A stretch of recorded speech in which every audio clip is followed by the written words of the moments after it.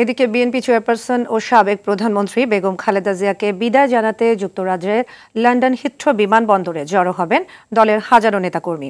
এমনটা জানিয়েছেন যুক্তরাজ্য বিএনপির সভাপতি এম এ মালিক। গেল রাতে সাংবাদিকদের তিনি জানান, চিকিৎসা শেষে বেগম জিয়ার দেশে ফেরা উপলক্ষে সব রকম প্রস্তুতি সম্পন্ন হয়েছে। বিকেলে কাতার এয়ার অ্যাম্বুলেন্সে ঢাকার উদ্দেশ্যে রওনা হবে বেগম খালেদা জিয়া। এদিকে বেগম জিয়াকে আগামীকাল স্বাগত জানাতে প্রস্তুত দেশের বিএনপি ও সহযোগী দলের নেতাকর্মীরা।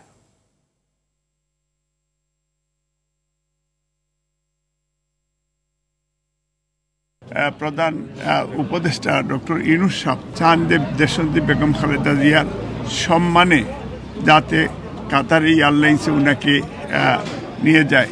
ফ্লাইট হয়তো 3:30-4টার দিকে ফ্লাইট যাবে এবং ফ্লাইটের নির্ধারিত সময় যেটা ক্যাপ্টেনরা তারা সিদ্ধান্ত নিবে। এয়ারপোর্ট অথরিটি যখন ছাড়ার সিদ্ধান্ত দিবে ঠিক সময় মতোই ফ্লাইট যাবে এবং আমার মনে হয় কাতারেও 1 ঘন্টার বিরতি থাকবে, সেইখান থেকে যাবে।